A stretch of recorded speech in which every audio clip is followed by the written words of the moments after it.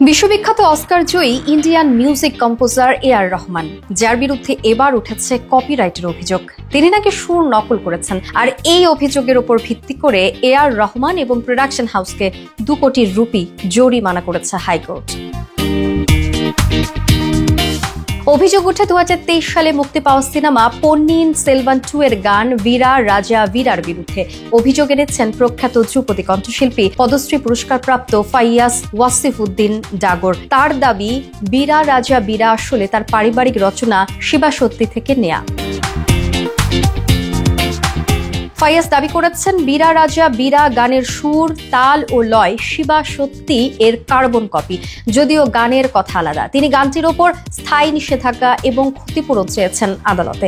বিচারপতি প্রতিভা এম সিং তার রায় জানিয়েছেন, শিবা সত্যি শুধু অনুপ্রেরণা নয়, বরং খানিকটা বদলে হুবহু সেই একই সুরের ছায়া বহন করছে বীরা রাজা বীরাতে।